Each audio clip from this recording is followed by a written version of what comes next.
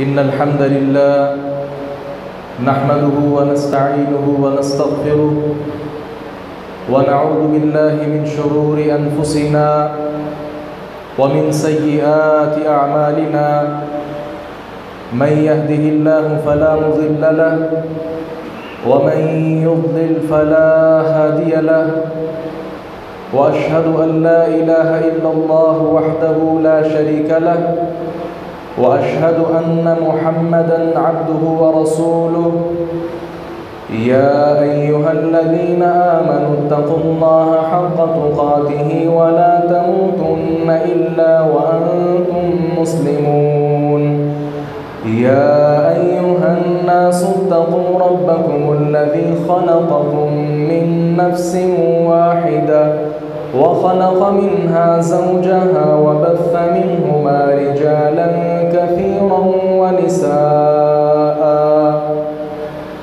वत्तक़ुल्लाहा अल्लज़ी तसाअलून बिही वल अर्हाम इन्नल्लाहा काना अलैकुम रक़ीबा या अय्युहल्लज़ीना आमनु इत्तक़ुल्लाहा व क़ूलू क़ौलन सदीदा युस्लिह लकुम अअमालकुम व यग़फिर लकुम ज़ुनूबकुम व मन युतिइल्लाहा व रसूलहु फ़क़द फ़ाज़ फ़ौज़न अज़ीमा अम्मा बअद फ़इन्न अस्दक़ल हदीस किताबुल्लाह व अहसनल हदी हदी मुहम्मद सल्लल्लाहु अलैहि वसल्लम व शर्रल उमूरि मुहदसातुहा व कुल्लु मुहदसतिन बिदअह व कुल्लु बिदअतिन ज़लालह व कुल्लु ज़लालतिन फिन्नार अऊज़ु बिल्लाहि समीइल अलीम मिनश शैतानिर रजीम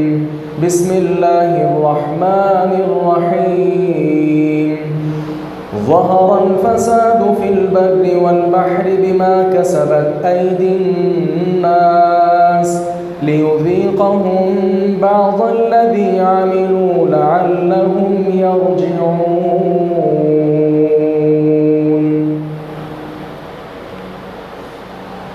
बड़े ही काबिल कदर अज़ीज़ नौजवान भाइयों, जिंदा दिल सफ़ेद रिश बुज़ुर्गों,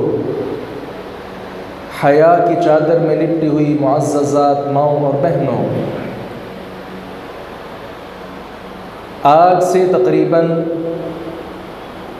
50 साल पहले के मुआशरे पर हम अगर मिलकर नज़र दौड़ाएं तो वो मुआशरा यकीनी तौर पर हमसे ज़्यादा पुरअमन ज़िंदगी बसर कर रहा था।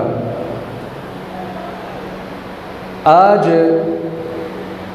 जिस कदर हमारे पास फारिगुल बाली है, वो लोग सख्त मेहनत के बावजूद भी यहाँ तक नहीं पहुँच सकते थे। जिस कदर हमारे पास मालो दौलत है, वो लोग सख्त मेहनत करके भी शायद वो इसका तसव्वुर भी नहीं कर सकते थे। और इसके साथ साथ ये याद रखिए, हम जिस कदर मुख्तलिफ बीमारियों के साथ शिकार हैं, ऐसी ऐसी बीमारियां हैं कि हमारे आबाओ अजदाद ने इन बीमारियों का नाम तक नहीं सुना हुआ था। हम 3 वक्त के खाने के साथ साथ दर्जनों सूट पहनते हैं। शायद हमारी ये खुशहाली हमारे आबाओ अजदाद को नसीब नहीं हो सकी है। और इसके साथ साथ हम बहुत से अमराज का शिकार हुए। और उस पर मुस्तज़ाद ये है कि हर शख्स अपने बहन भाई, कौम, कबीला, ख़ानदान से तंग है। और उसके साथ साथ अगर आप मियाँ बीवी के करीबी रिश्ते को देख लें, ये लोग भी आपस में शिकवा कुना हैं। पॉलिटिक्स को देख लें, हुक्मरान जो हैं वो रियाया से और रियाया हुक्मरान पर मुतमईन नहीं है। बहुत बड़ा ज़बरदस्त किस्म का मुआशरा, मुस्तहकम मुआशरे के अंदर भी हर शख्स अपनी जान, माल और इज़्ज़त के तहफ़्फ़ुज़ का सवाल लिए बैठा है। और ये तो निचली सतह पर है। अगर आप बैनुल अक़वामी सतह पर भी बात को देख लीजिए, एक मुल्क दूसरे मुल्क से खौफ व हरास का शिकार हुआ जा रहा है। और अगर इन मसाइब से कदरे हमें खलासी मिलती है, कुदरती तौर पर जो आफात, मसाइब और परेशानियां हमारे ऊपर सवार हैं, साल में कितनी बार ही सैलाब का रेला आ जाता है, साल में 2-3 बार ज़लज़लों का हम शिकार होकर कितनी ही हमारी बस्तियां ज़मीन बोस हो जाती हैं। देखिए, ये सारे के सारे जितने मसाइल हैं, इसकी वजह क्या है? मेरा तज्ज़िया और आपका और किसी एंकर का तबसरा और होगा, लेकिन अल्लाह रब्बुल इज़्ज़त के कुरान करीम से पूछिए, अल्लाह ताला ने क्या फरमाया? वमा असाबकुम मिन मुसीबतिन फबिमा कसबत ऐदीकुम वयअफू अन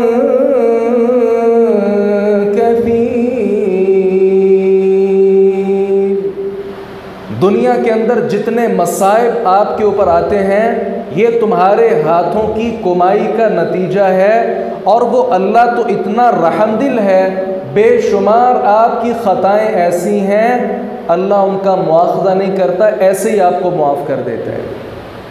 इस वक्त मुल्क पाकिस्तान अल्लाह रब्बुल इज़्ज़त की तरफ से एक बहुत बड़े अज़ाब की लपेट में है। याद रखिए, ये अज़ाब सब के लिए अज़ाब नहीं होता। हमारे ऊपर जो परेशानियां आती हैं, उसके बुनियादी तौर पर 3 मकासद होते हैं। सबसे पहला मकसद तो इंसान की आजमाइश होता है, जिस तरह अल्लाह ताला ने क्या फरमाया? वलनबलुवन्नकुम बिशैइन मिनल खौफि वल जू'i व नक़सिन मिनल अम्वाल वल अनफुसि वत्थमरात वबश्शिरिस साबिरीन अल्लज़ीना इज़ा असाबतहुम मुसीबह क़ालू इन्ना लिल्लाहि व इन्ना इलैहि राजिऊन। अल्लाह रब्बुल इज़्ज़त ने फरमाया कि हमने आपकी आजमाइश ज़रूरी करनी है। ये आजमाइश खौफ की सूरत में हो सकती है, ये आजमाइश तुम्हारे पास अल्लाह का जो रिज़्क़ आता है उसकी कमी के साथ हो सकती है, और ये आजमाइश तुम्हारी जान की कमी के साथ हो सकती है। कभी तुम्हारा गबरू जवान बेटा वापस ले लूँगा, और कभी तुम्हारे बूढ़े बाप को मौत दे दूँगा, और कभी तुम्हारे किसी अजीज़ भाई को कब्र के घाट उतार दूँगा। अल्लाह रब्बुल इज़्ज़त की तरफ से ये परेशानियाँ यकीनी तौर पर आनी ही आनी। और दूसरी बात और दूसरा सबब क्या है? अल्लाह रब्बुल इज़्ज़त मुख्तलिफ़ तरह के अज़ाब भेज कर इंसान को मुतनब्बे करता है अपने रब की तरफ रुजू कर ले। वलनुज़ीक़न्नहुम मिनल अज़ाबिल अदना दूनल अज़ाबिल अकबर लअल्लहुम यरजिऊन। अल्लाह रब्बुल इज़्ज़त की तरफ से जो अज़ाब आता है, इसलिए लअल्लहुम यरजिऊन, ताकि लोग वापस पलट आए। और तीसरे नंबर पर इंसान के गुनाहों की सज़ा होती है ये अज़ाब। दुनिया के अंदर जितने अज़ाब आते हैं, जिस तरह मैंने शुरू में आयत मुबारक तिलावत की, ये लोगों के हाथों की कमाई का ज़रिया। ये बात समझ लेने के बाद अब हम इस बात की तरफ आते हैं कि हमारे ऊपर परेशानियां क्यों आती हैं। सबसे पहला सबब क्या है? दीन के बाज़ मसाइल पर हम ईमान रखते हैं और कुछ का इनकार कर देते हैं। और याद रखिए, अपनी मनमानी के साथ दीन इस्लाम पर अमल करना ये मुसलमानी नहीं है।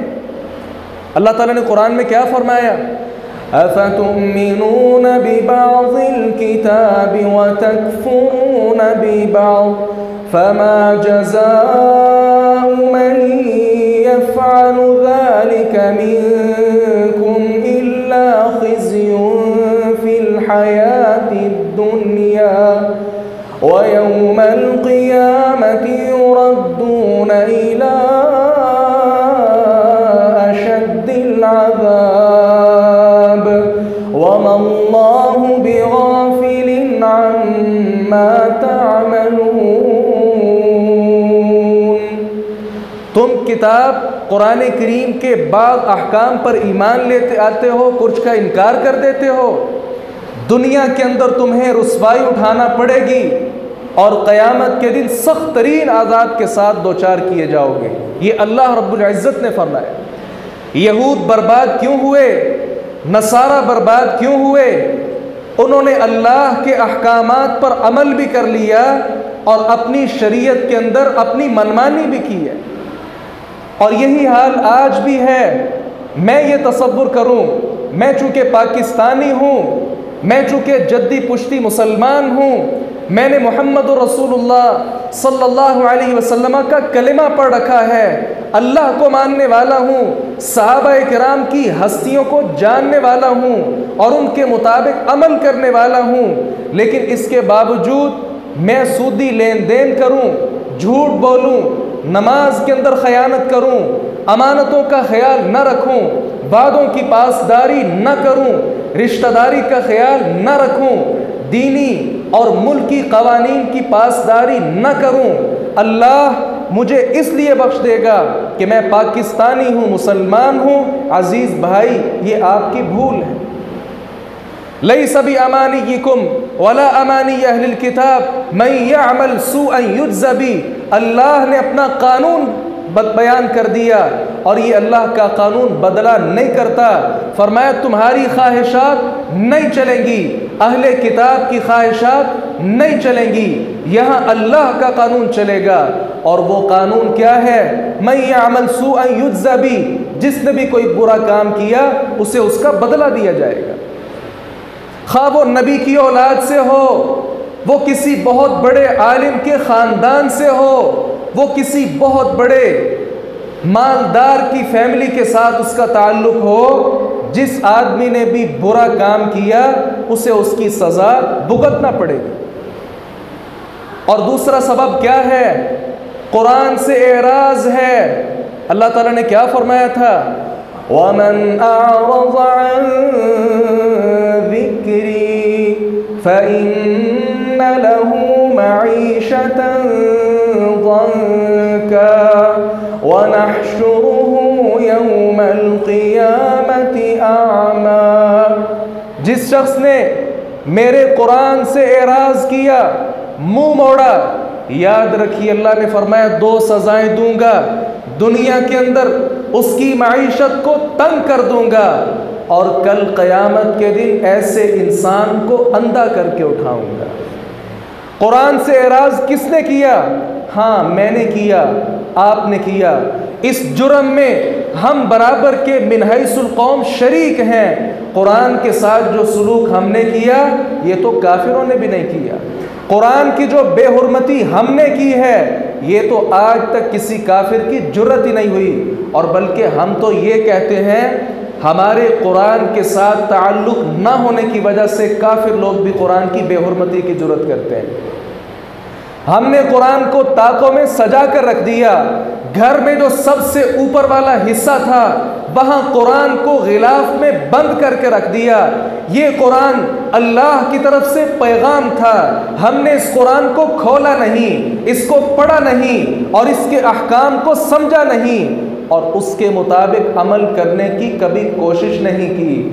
गोया कुरान से एराज़ हमने किया, उसके नतीजे में अल्लाह रब्बुल इज़्ज़त ने हमारी मईशत को तंग करके रख दिया। ये दूसरा सबब है। और तीसरा सबब क्या है? हमने कभी अपने आप की इस्लाह नहीं की है। हमने इस्लाह नहीं की। बड़ी मादरत के साथ मेरी 20 साल उम्र हो चुकी है, मेरी 70 साल उम्र हो चुकी है, बेशुमार खिताबात सुन चुका हूँ, बेशुमार तकारीर सुन चुका हूँ, वाज और बयानात सुन चुका हूँ। मैंने बहुत बड़ी बड़ी इस्लामिक कॉन्फ्रेंस में शिरकत की है, बहुत बड़े बड़े सेमिनार में शिरकत की, लेकिन टस से मस नहीं हुआ। बचपन में झूठ बोला करता था, आज भी झूठ बोलता हूँ। बचपन से दाढ़ी काटने की आदत थी, आज भी मौजूद है। नमाज का चोर बचपन से था, बेशुमार खुतबे सुनने के बावजूद भी आज तक नमाज का चोर हूँ। मैंने कभी अपनी औलाद के साथ शफकत नहीं की, 1000 बयानात सुन चुका, आज भी नहीं करता।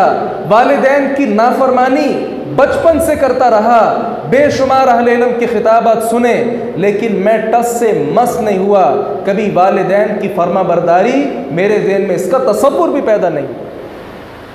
याद रखिए, हमारे पास कुरान भी है, हमारे पास मुहम्मदुर रसूलुल्लाह सल्लल्लाहु अलैहि वसल्लम की सीरत भी है, वो चमकते धमकते सहाबाए किराम रिज़वानुल्लाहि अलैहिम अजमाइन की तारीख भी है। हाँ, नसीहत के लिए नबी अलैहिस्सलाम का नाम काफ़ी है, आपकी दावत और आपकी तबलीग काफ़ी है। इसके बावजूद भी एक तरफ सही बुखारी हो, कुरान करीम हो, सही मुस्लिम भी हो, अबू दाऊद भी हो, जामे तिर्मिज़ी भी हो, सुनन नसाई भी हो, इब्ने माजा भी हो, और दूसरी तरफ पैगंबर अलैहिस्सलाम के वो लड़े हुए वो गज़वात भी हों, बदर भी हो, ओहद भी हो, खंदक भी हो, अहज़ाब भी हो, ग़ज़वा हुनैन भी हो, वो ताइफ के मैदान भी हों, ये सारे नसीहत के साथ भरे पड़े हैं, लेकिन आज तक मैंने अपने आप की इस्लाह नहीं की। याद रखिए, ये परेशानियों और अल्लाह के अज़ाब को दावत देने का तीसरा सबब।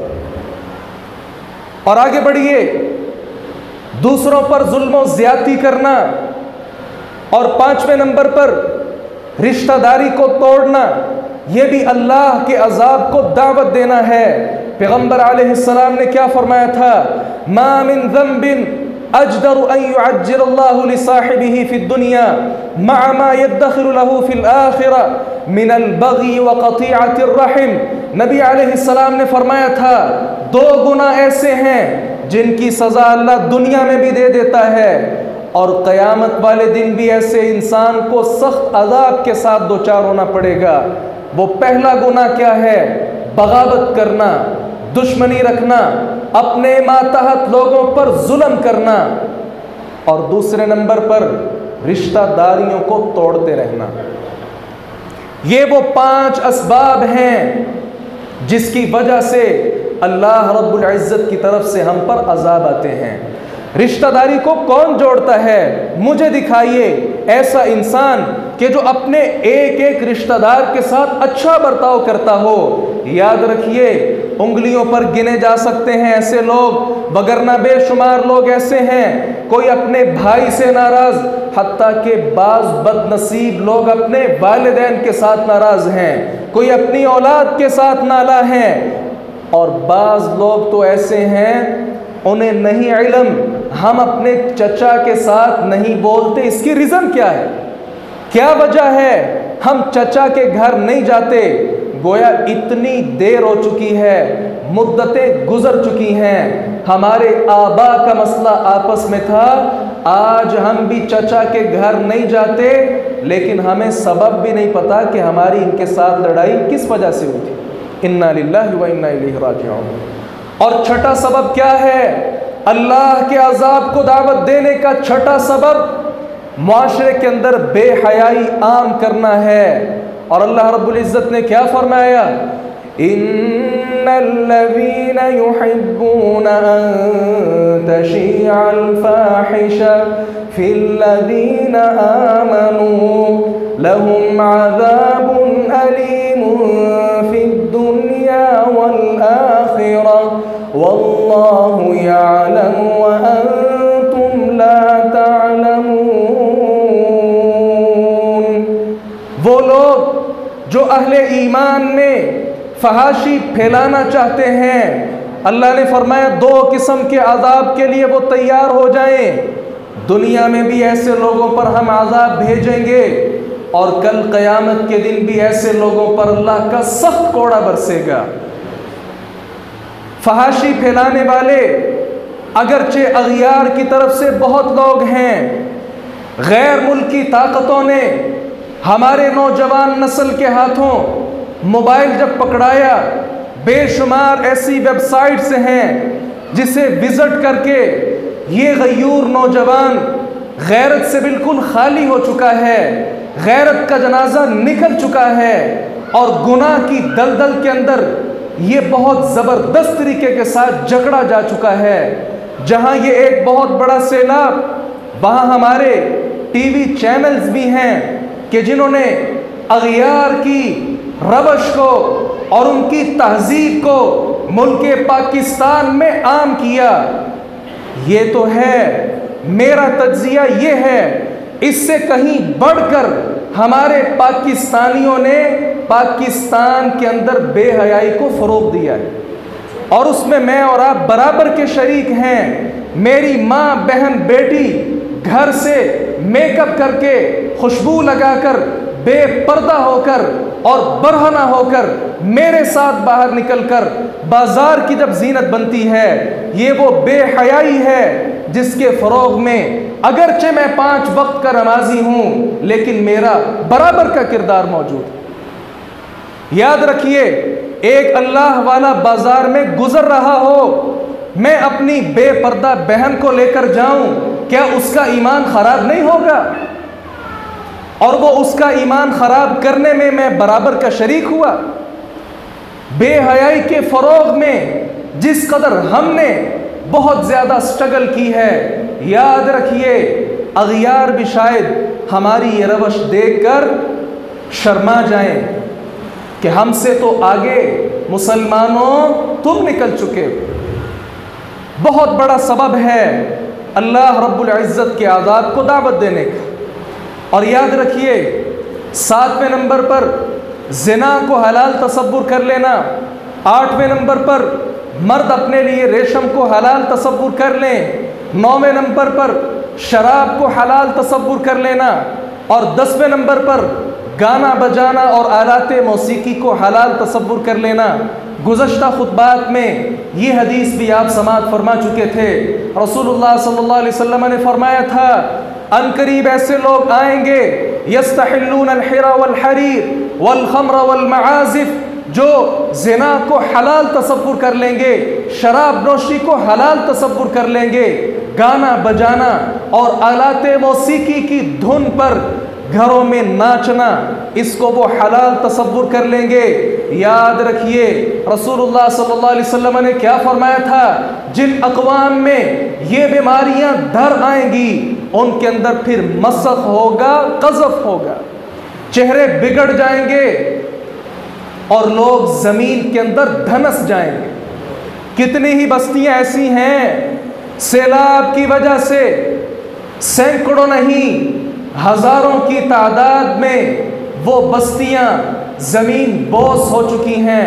नहीं मालूम कितने घर के अफराद जाँ बहक हुए, ना मैं जानता हूँ ना आप जानते हैं।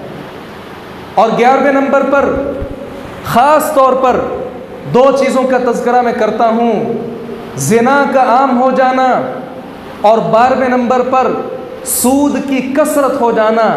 याद रखिए प्यारे पैगम्बर सल्लल्लाहु अलैहि वसल्लम ने फरमाया था, इज़ा ज़हरा ज़िना वर्रिबा फ़ी क़रियतिन फ़क़द अहल्लू बिअन्फ़ुसिहिम अज़ाब अल्लाह। जब लोगों के अंदर 2 गुना आम हो जाएंगे, ज़िना आम हो जाएगा और सूदी लेन देन आम हो जाएगा, फ़क़द अहल्लू बिअन्फ़ुसिहिम अज़ाब अल्लाह, ऐसे लोग अपने आप के लिए अल्लाह के अज़ाब को हलाल तसव्वुर कर लेंगे।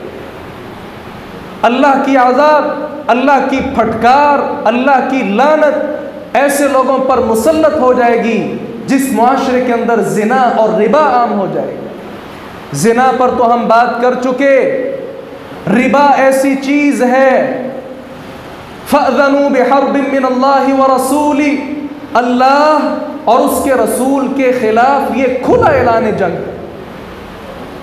नबी की तौहीन की, हम उसके साथ जंग तो नहीं लड़ सके। अमेरिका ने बेशुमार अहले इस्लाम पर जुल्म किया, हम उसके खिलाफ तो जिहाद नहीं कर सके। इसराइल ने हमारे अंबिया के शहर फिलिस्तीन पर धावा बोल दिया और गासिबाना तरीके पर इसराइल का खित्ता अलग करके उस पर अपना गासिबाना पंजा जमा लिया। हम उस जालिम के खिलाफ जिहाद तो नहीं कर सके। बेशुमार किस्म के लोग जिन्होंने अल्लाह की तौहीन की, हम उनके गिरेबान तो नहीं पकड़ सके। अरे जालिम, सूदी लेन देन करके तू अल्लाह का गिरेबान पकड़ना चाहता है, मोहम्मद रसूलुल्लाह सल्लल्लाहु अलैहि वसल्लम के साथ लड़ना चाहते हैं। इस पाक धरती पर मेरी रिसर्च के मुताबिक सबसे बड़ा जो गुनाह वो शिरक है, और शिरक के बाद दूसरा सबसे बड़ा जो गुनाह वो सूदी लेन देन, जिसने हमारी माइशत को बिल्कुल इस्तेहकाम नहीं बख्शा, बल्कि हमारी माइशत और हमारे मुल्क पाकिस्तान के इस्तेहकाम की बुनियादें खोखली करके रख दी। कितने ही लोग ऐसे हैं जो आज भी बैंक मुलाजिम हैं और बैंक के साथ उनका ख़ास ताल्लुक़ है, जिसकी बुनियाद ही सूदी लेन देन है। याद रखिए, रसूलुल्लाह सल्लल्लाहु अलैहि वसल्लम ने फरमाया था, जिस मुआशरे में और जिस कौम में रिबा आम हो जाएगा, सूद आम हो जाएगा, ऐसे लोग अपने ऊपर अल्लाह का अज़ाब हलाल कर लेंगे, और हमने हलाल कर लिया। और 13वें नंबर पर याद रखिए, माप तौल में कमी करना। 14वें नंबर पर ज़कात अदा न करना। और इसी तरह 15वें नंबर पर अल्लाह और उसके रसूल के फरामीन को न मानना। और 16वें नंबर पर शरीयत इस्लामिया में अपनी मनमानी करना। ये भी 5 वो बड़े बड़े गुनाह हैं हमारे अंदर मौजूद हैं, जिस वजह से अल्लाह रब्बुल इज़्ज़त का अज़ाब हमारे सरों पर है। पैगम्बर अलैहिस्सलाम ने फरमाया था, अब्दुल्लाह इब्न उमर बयान करते हैं, रसूलुल्लाह सल्लल्लाहु अलैहि वसल्लम ने फरमाया, या माशरल मुहाजिरीन, ओ मुहाजिरों की जमात, 5 चीज़ें ऐसी हैं जिन पर मैं तुम पर डरता हूँ, कहीं वो चीज़ें तुम में आम ना हो जाएं। लम तज़हरिल फाहिशतु फ़ी क़ौमिन क़त हत्ता युअलिनु बिहा इल्ला फशा फ़ीहिमुत ताऊन वल औजा अल्लती लम तकुत मज़त फ़ी अस्लाफ़िहिम अल्लज़ीना मज़ऊ। याद रखना, जिस कौम के अंदर फहाशी आम हो जाएगी, फहाशी का सैलाब होगा, याद रखिए ऐसी कौम में ताऊन की बीमारी आ जाएगी, और ऐसी ऐसी बीमारियां आएंगी, वल औजा, ऐसी ऐसी बीमारियां जो इनके असलाफ में, इनके आबाओ अजदाद में उस बीमारी का नामो निशान नहीं होगा।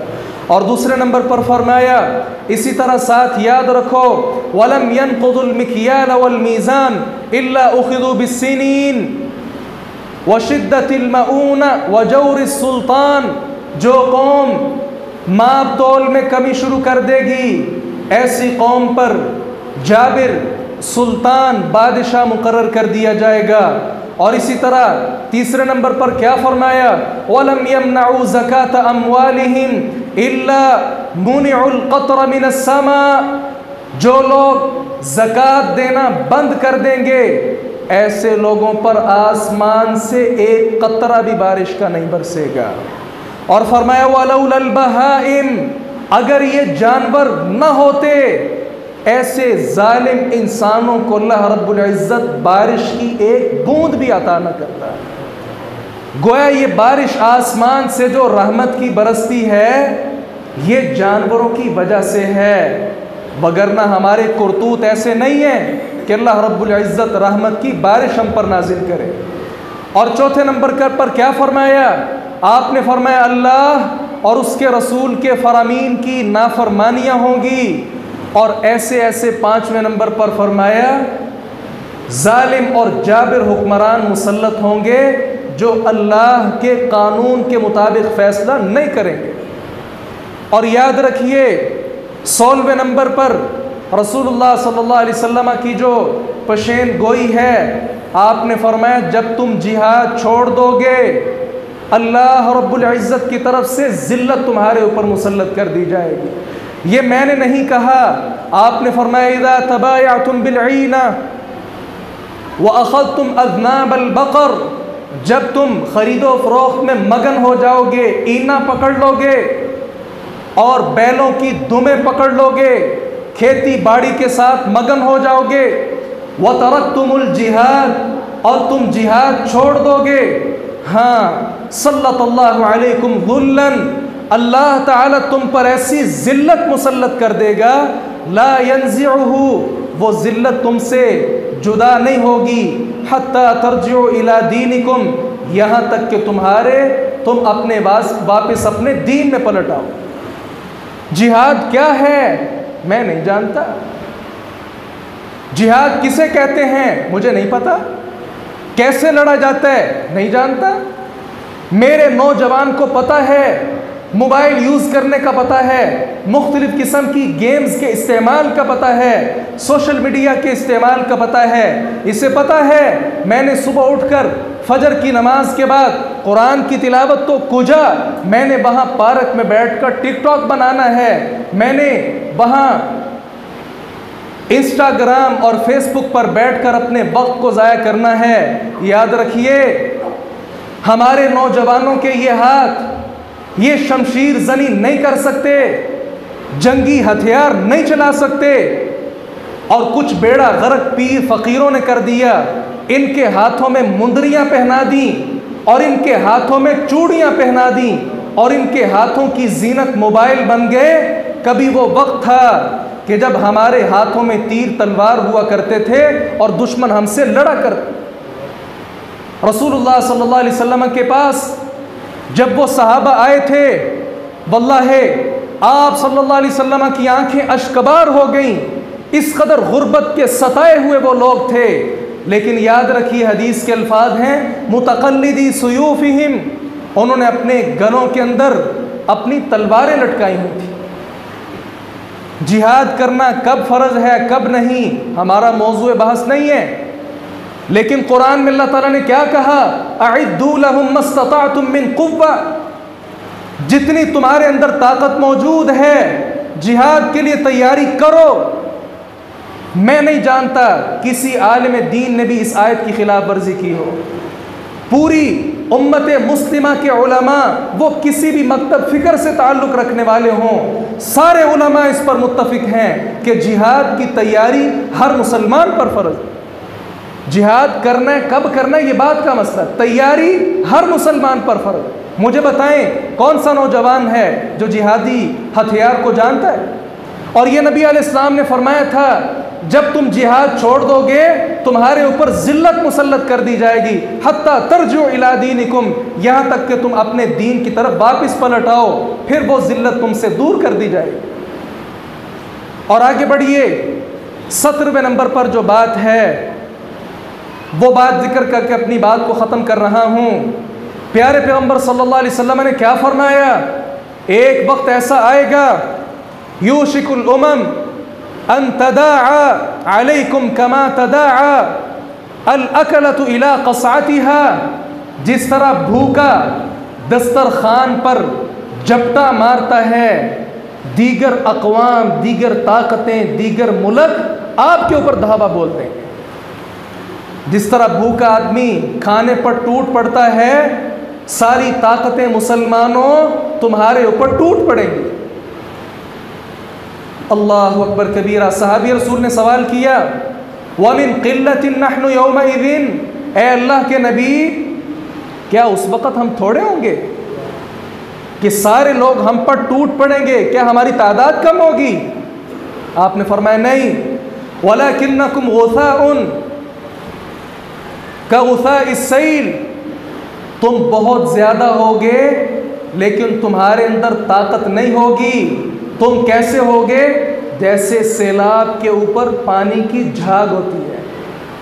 और याद रखना वो सारे के सारे अक़वाम और ताकतें तुम पर धावा बोल देंगी और तुम्हें नेस्त तो नाबूद कर देंगी। हाँ, नबी अलैहिस्सलाम ने क्या फरमाया था, अल्लाह रब्बुल इज़्ज़त तुम्हारे दिलों के अंदर वहन डाल देगा। सहाबी रसूल ने पूछा वाहन क्या होता है? नबी अलैहिस्सलाम का जवाब सुनिए। आपने क्या फरमाया? हुब्बुद दुनिया व कराहियतुल मौत, दुनिया के साथ मोहब्बत करना और मौत के साथ नफरत करना। पहले वो वक्त था जब सहाबा किराम मौत से नहीं डरते थे। वो सहाबी रसूल का वाक़या नहीं पढ़ा? अभी आए हैं, इस्लाम भी कबूल नहीं किया, सामने मैदान जिहाद है। नबी अलैहिस्सलाम से कहने लगे, अल्लाह के नबी पहले कलेमा पढ़ूँ या जाकर लड़ना शुरू कर दूँ? अल्लाह अकबर कबीरा। नबी अलैहिस्सलाम ने फरमाया पहले कलेमा पढ़ो, इस्लाम के दायरा में दाखिल होकर जिहाद करना। इस्लाम कबूल किया, मैदान जिहाद में कूद पड़े और लड़ते लड़ते शहीद हो गए। ये वो सहाबी हैं जिन्होंने कभी नमाज नहीं पढ़ी, ज़कात अदा नहीं की, हज नहीं किया और कोई नेकी का काम नहीं किया, जिहाद करके अल्लाह रब्बुल इज़्ज़त की जन्नत को हासिल कर चुके हैं। इसलिए अजीज़ भाइयों, हमारे अंदर जो सुस्तियां हैं, कमियां, कोताहियां, ये अल्लाह रब्बुल इज़्ज़त के अज़ाब को दावत देते हैं। मत समझिए कि सैलाब तो दीगर सूबों में आया है, हमारे शहर तो नहीं आया ना, हम तो महफूज है ना। नहीं, वो भी हमारा मुल्क ही है, वो भी हमारे रिश्तेदार ही हैं, हमारे बहन भाई ही हैं और उनकी तकलीफ़ हमारी तकलीफ़। इसलिए मजमूई तौर पर हम तौबा इस्तिग़फ़ार करें, अल्लाह तबारक व तआला की तरफ रुजू करें। अल्लाह ताला ने क्या फरमाया था सूरत तौबा में? अल्लाह ताला तुम्हें तब तक अज़ाब नहीं देगा जब तक तुम अल्लाह से मुआफ़ियाँ मांगते रहोगे। और दूसरे मकाम पर क्या फरमाया? मा यफ़अलुल्लाहु बिअज़ाबिकुम इन शकरतुम व आमनतुम व कानल्लाहु शाकिरन अलीमा। ओ अल्लाह तुम्हें अज़ाब देकर क्या करेगा? क्या अल्लाह की ताकत और पावर बढ़ जाती है किसी को अज़ाब देने के साथ? नाउज़ुबिल्लाह, क्या अल्लाह को मज़ा आता है किसी को जहन्नम में फेंक कर? नहीं। अल्लाह ताला ने फरमाया भाई मुझे क्या तुम्हें अज़ाब देकर, अगर तुम शुक्र करो, इस्तिग़फ़ार करो, मैं तुम्हें अज़ाब क्यों दूंगा? इसलिए मजमूई तौर पर अल्लाह की तरफ लौट आइए। मैं भी और आप भी यकीन जानिए अल्लाह की तरफ वापस जब हम पलट आएंगे, अल्लाह तबारक व तआला दोबारा हमारे ऊपर अपनी रहमतों का साया फरमाएगा। अल्लाह ताला से दुआ है बारी ताला हक़ बात को समझने और उस पर अमल पैरा होने की तौफ़ीक़ अता फरमाए। व आखिर दावाना अनिल हम्दुलिल्लाहि रब्बिल आलमीन।